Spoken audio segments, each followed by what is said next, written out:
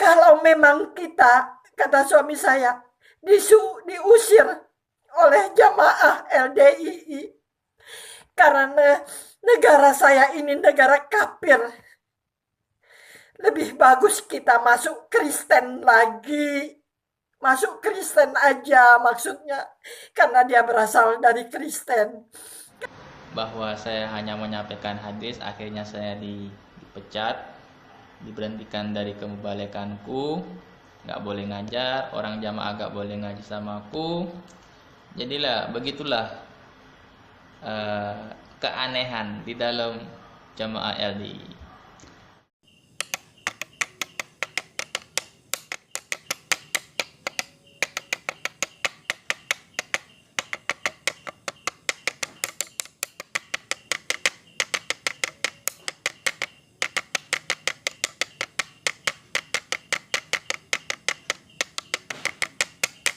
Tidak boleh ada orang yang mendekati orang-orang LDII yang sudah dikeluarkan oleh imam, harus dimusuhi dan halal darahnya, dihukumi murtad, dan kalau bisa bunuh agar tidak bocor rahasia di dalam jamaah.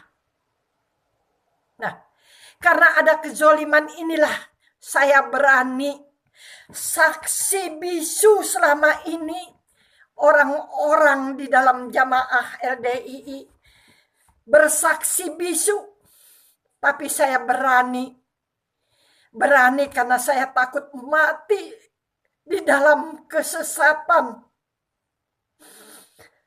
Saya takut mati di dalam kesesatan karena kata MUI, kata orang luar dari selain LDII, LDII itu sesat. Tapi buktinya tidak ada. Kenapa mereka tidak bisa membuktikan? Karena ada suap menyuap di dalam lembaga LDII kepemerintahan. Makanya LDII tetap berkibar, hidup jaya, merasa benar sendiri. Oleh sebab itu, kezoliman ini harus saya ungkap. Setiap orang yang bersalah, menurut imam, mereka bisa dipenjarakan di dalam lembaga LDII itu sendiri, penjara di bawah tanah, ya, di bawah gedung Barokah itu ada penjara penyiksaan kepada orang-orang yang sesat dari ilmu-ilmu jamaah. Dan suami saya juga sudah ketiga kali ini dinonaktifkan. Ketika kami mau berangkat ke Suriname,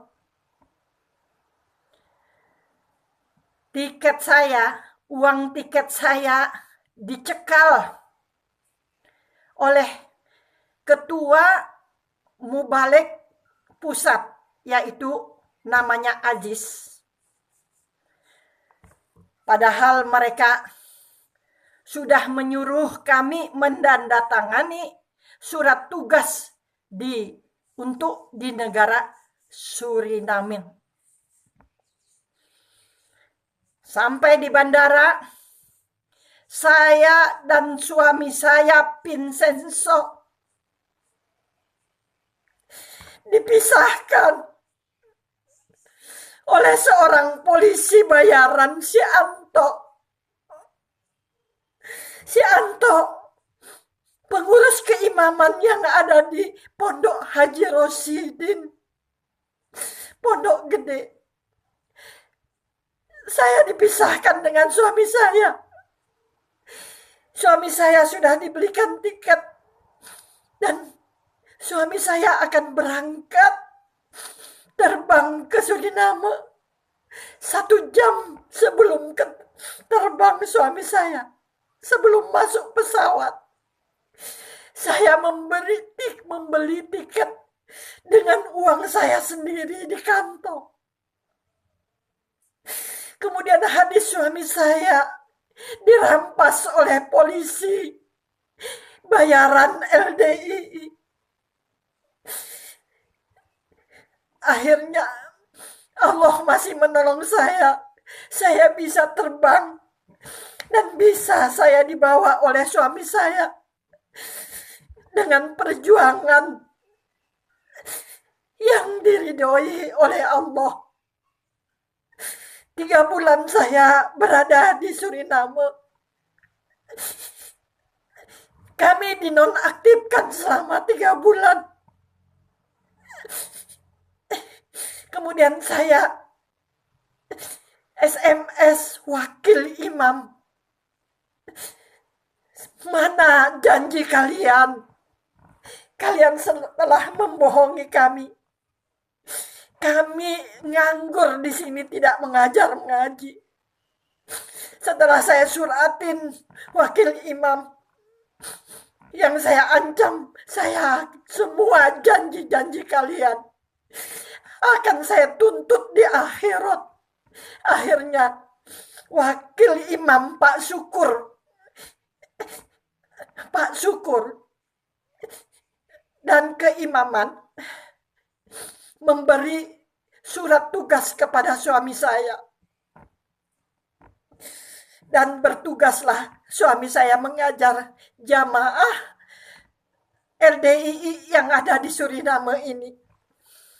Pada tanggal 22 bulan 12 2019 yang lalu, baru saja mungkin 20 hari yang lalu, suami saya menyampaikan ilmunya, ilmu dari Kutubus Sittah, Tirmizi, Ibnu Majah, Abu Daud, Bukhari, dan menerangkan tentang apa itu jamaah, bagaimana tentang keimaman. Kemudian suami saya langsung di stop dan kami pun pulang ke rumah.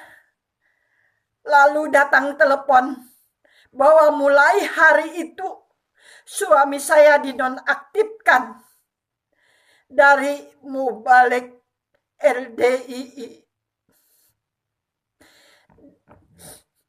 Dan perlu juga bapak-bapak, ibu-ibu ketahui, sebelum suami saya